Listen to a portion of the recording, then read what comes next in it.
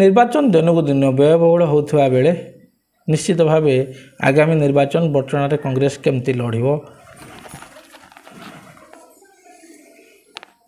ଏହା ଚିନ୍ତାଜନକ ନିର୍ବାଚନ ସମସ୍ତେ କାନ୍ଦୁଛନ୍ତି, କାହା ଆଖିରୁ ଲୁହ ନାହିଁ। ସମସ୍ତେ କହୁଛନ୍ତି ବ୍ୟୟବହୁଳ ହୋଇଯାଉଛି, ସମାଜ ଖରାପ ହୋଇଯାଉଛି, କିନ୍ତୁ ସୁଧାରିବା ପାଇଁ କିଛି ନାହିଁ। 25 ବର୍ଷ ହେଲା ରାଜ୍ୟରେ ଗୋଟିଏ ସରକାର ଅଛି। ଯଦି ସାମାଜିକ ବିଲକ୍ଷଣର କଥା କୁହାଯାଏ, 24 ବର୍ଷ ହେଲା ସାମାଜିକ ବିଲକ୍ଷଣକୁ ନେଇକି ଚରମ ସୀମାରେ ଯଦି କିଏ ପହଞ୍ଚେଇଛି ତାହେଲେ ବିଜେଡ଼ି ଦଳ। ଗାଁରେ, ବସ୍ତିରେ, ସାହିରେ ସବୁ ଜାଗାରେ ମଦ ଦୋକାନ ଖୋଲା। ନାରୀ ସଶକ୍ତିକରଣ ନାମରେ ସୁଧର ବ୍ୟବସାୟ କରାଯାଉଛି।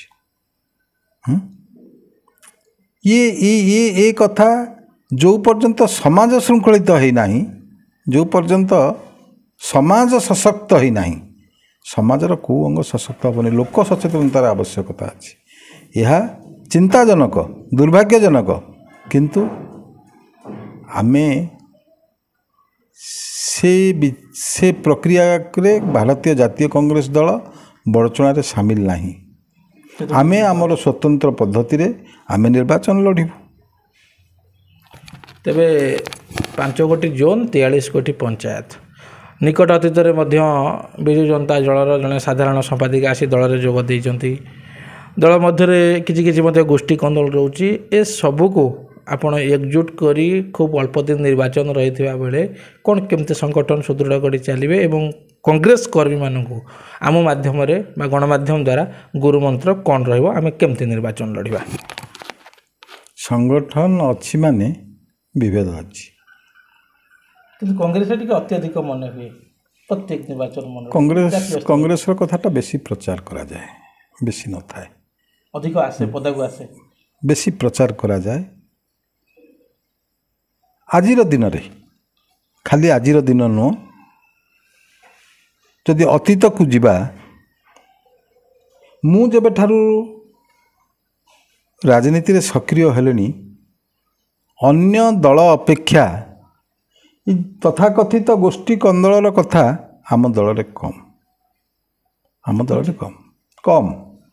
ଅନ୍ୟ ରାଜନୈତିକ ଦଳ ଅପେକ୍ଷା ଆମର କମ୍। ଗୋଟିଏ ପରିବାର ରହୁଛି, ତା ଭିତରେ ବିଭେଦ ହେଉଛି। ଗୋଟିଏ ସଂଗଠନ ରହୁଛି, ସାମାଜିକ ସଂଗଠନ ହେଉ ବା ଯେକୌଣସି ସଂଗଠନ ହେଉ, ତା ଭିତରେ କ'ଣ ଏକମତ ସହମତ ହେବା ସହଜ ନୁହେଁ। କିନ୍ତୁ ଭାରତୀୟ ଜାତୀୟ କଂଗ୍ରେସ ଦଳ ସମସ୍ତଙ୍କୁ ସାଙ୍ଗରେ ନେଇ ଆଗକୁ ବଢ଼ିବା ପାଇଁ ତା'ର ଉଦ୍ୟମ ଜାରି ରଖିଛି। ଏହା ଆପଣ ଜାଣନ୍ତି କି ନାହିଁ ଆମେ ଜାଣିନାହୁଁ, କିନ୍ତୁ କଂଗ୍ରେସର ଅନେକ ନେତା, ରାଜ୍ୟର ଗୋଟେ ପ୍ରମୁଖ ରାଜନୈତିକ ଦଳ ଦିଲ୍ଲୀରେ ନିର୍ଦ୍ଦିଷ୍ଟ ଭାବେ କହିଲେ ଗତ ନିର୍ବାଚନରେ କଂଗ୍ରେସ ଦଳ ବିକ୍ରି ହୋଇଗଲା, ଯାହା ଆମ ପରାଜୟର କାରଣ ହେଲା। ଅନ୍ୟ କିଛି ଲୋକେ କହିଲେ ଅଜୟ ସାମଲ ବିକ୍ରି ହୋଇଗଲେ।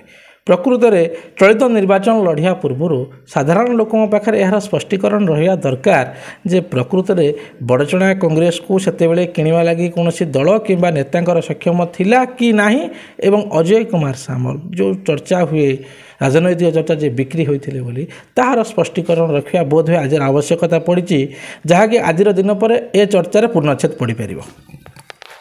ଏ ସମ୍ପର୍କରେ ଆଲୋଚନା ପାଇଁ ଯେକୌଣସି ସ୍ଥାନରେ, ଯେକୌଣସି ସମୟରେ ମୁଁ ବିତର୍କ ପାଇଁ ଆହ୍ୱାନ ଦେଉଛି। ଯଦି କାହା ପାଖରେ ସେପରି କିଛି କଥା ଥାଏ, ତାହେଲେ ସେ କଥା ସେ ରଖିବେ। ରାଜନୀତିରେ ଯେଉଁମାନେ ପାଦ ଦିଅନ୍ତି, ସମସ୍ତଙ୍କ ବିରୁଦ୍ଧରେ ଅପପ୍ରଚାର କରାଯାଏ। ନାଇଁ, ଏକଥା ଆପଣ ଜାଣିଛନ୍ତି ନା ନାଇଁ, ଦିଲ୍ଲୀ ଦରବାରରେ ମଧ୍ୟ ଏକଥା ଉଠିଲା, ଆମ ପରାଜୟର କାରଣ କଂଗ୍ରେସ ବିକ୍ରି ହୋଇଗଲା। ମୋର କଥାଟା ସମ୍ପୂର୍ଣ୍ଣ କରିବାକୁ ଦିଅ। ଆମ ବିରୁଦ୍ଧରେ ଅପପ୍ରଚାର କରିବା ପାଇଁ ଅନ୍ୟ କିଛି ବାଟ ନଥିଲା, ଅନ୍ୟ କିଛି ସୁଯୋଗ ନଥିଲା। ତେଣୁ ଇଏ ଗୋଟିଏ କଥା କହିଦିଆଗଲା। ତେଣୁ ତାକୁ ଏ କଥାକୁ ଧରିକି ରଖିକି ଆଗକୁ ଯିବା ନାହିଁ। ଯେ ଏ କଥା ଯିଏ କହୁଛନ୍ତି ସେଥିରେ ସେ ଖୁସି ହୁଅନ୍ତୁ। ବିକ୍ରି ଖରିଦିରେ ଭାରତୀୟ ଜାତୀୟ କଂଗ୍ରେସ ଦଳ ବିଶ୍ୱାସ କରେ ନା। ଭାରତୀୟ ଜାତୀୟ କଂଗ୍ରେସ ଦଳ ଲୋକଙ୍କର ଜନସାଧାରଣଙ୍କୁ ସେବା ଦେବାରେ ବିଶ୍ୱାସ କରେ। ଦବା ନେବାରେ ଭାରତୀୟ ଜାତୀୟ କଂଗ୍ରେସ ଦଳ ନାହିଁ। ଯେଉଁମାନେ କିଣା ବିକ୍ରି ହୁଅନ୍ତି ସେ କଥା ଏ ଜାଗା ନୁହଁ। ଯଦି କେବେ ବିତର୍କ ହୁଏ ଏ ସମ୍ପର୍କରେ ସେ ଜାଗାରେ ଆଲୋଚନା ହେବ କିଣା ବିକ୍ରା କିଏ ହୁଅନ୍ତି। ଏ କଥାକୁ ଆଉ ଅଧିକ ଆଗକୁ ନେବା ନାହିଁ। ସମୟ ଏ କଥାର ଜବାବ ଦେଇଛି। ସମୟ ଯେତେବେଳେ ଏ ଅପପ୍ରଚାର କରାଗଲା ସେତେବେଳେ ଆକୁ ସହ୍ୟ କରିବା ବହୁତ କଷ୍ଟକର ଥିଲା। ମୋର ଜଣେ ବନ୍ଧୁ କହିଲେ ଅପେକ୍ଷା କର, ସମୟ ତାର ଜବାବ ଦେବ। ଆଜି ସମୟ ଜବାବ ଦେଇଛି।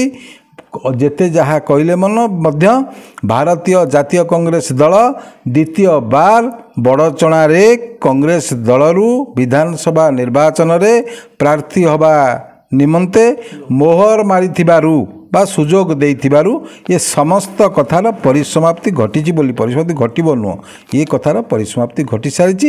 ଏ କଥା ସାଙ୍ଗରେ ଅନ୍ୟ ବହୁତ କଥା ମଧ୍ୟ କବର ନେଇଯାଇଛି।